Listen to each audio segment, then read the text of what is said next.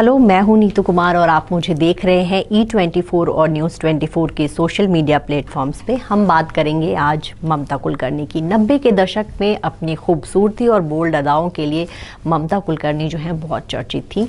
उस दौर में उनके लाखों फैंस हुआ करते थे और बहुत सी हिट फिल्मों में उन्होंने काम किया। 1992 में फिल्म तिरंगा से वो बॉलीवुड में एंट्री हुई और तिरंगा वो फिल्म थी जिससे उनको पहचान मिली। फिर 1993 में उनकी फिल्म आशिक आवारा आई। ये फिल्म हिट रही और ममता जो है बहुत चर्चा में रही। ममता ने सलमान खान, शाहरुख खान, आमिर खान समेत सभी बड़े एक्टर्स के साथ काम किया। अक्षय कुमार के साथ उनकी काफ़ी फिल्में रहीं। संजय दत्त के साथ उन्होंने काम किया। उस दौर के सभी एक्टर्स की फिल्मों में उन्होंने काम किया और उस दौर में उनकी खूबसूरती की तो चर्चा थी ही, बोल्ड अदाओं की वजह से वो बहुत खबरों में रहीं।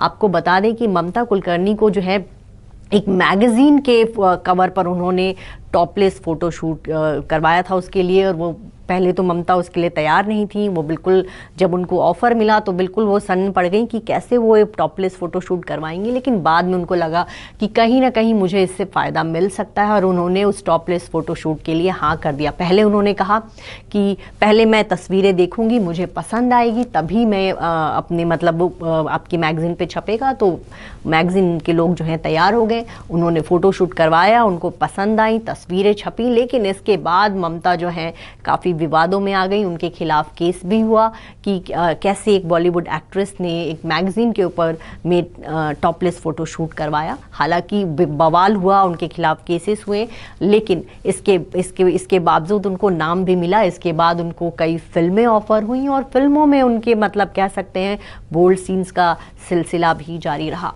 उसी दौरान ममता कुलकर्णी का नाम जो है अंडरवर्ल्ड से भी जुड़ा। 90 के दशक में उनका करियर ठीक ठाक चल रहा था, तभी ये खबरें आने लगी कि छोटा राजन के साथ उनके करीबी रिश्ते हैं।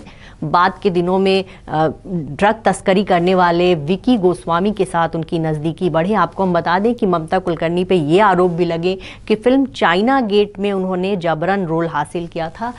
फिल्म मेकर राजकुमार संतोषी को कह सकते हैं अंडरवर्ल्ड की तरफ से धमकी दी गई थी कि वो ममता कुलकर्णी को इस फिल्म में कास्ट करें और कहते हैं कि डर के मारे उन्होंने ममता को इस फिल्म में अच्छा खासा रोल दिया था।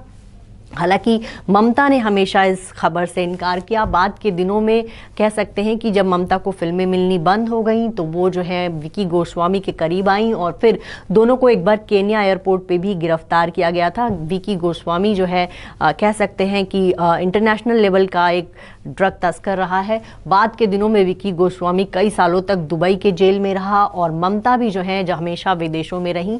पिछले कुछ साल पहले उनकी तस्वीरें आई थी, उन्होंने अपनी एक किताब लिखी और उन्होंने अपने बारे में बहुत सी बातें लिखी, कई इंटरव्यूज भी उन्होंने दिए और उनसे पूछा भी गया था कि अब आप फिल्मों में काम क्यों नहीं करती। तब उन्होंने कहा था कि क्या घी को दोबारा दूध बनाया जा सकता है। उनका कहना था कि अब मेरा दौर बीत चुका है और अब मैं फिल्मों में काम नहीं करना चाहती। तो ममता कह सकते हैं ममता कुलकर्णी जो है मराठी परिवार की थी, काफ़ी कह सकते हैं कि अपने दौर में चर्चित रहीं। लेकिन आज जो है ममता कुलकर्णी बिल्कुल गुमनाम है। वो ना तो सोशल मीडिया पे नज़र आती हैं, ना वो बॉलीवुड की पार्टीज़ में दिखती हैं, ना ही वो किसी अवार्ड शो में दिखती हैं। तो बॉलीवुड से बिल्कुल अलग थलग पड़ गई हैं ममता और एक गुमनामी की ज़िंदगी जी रही हैं।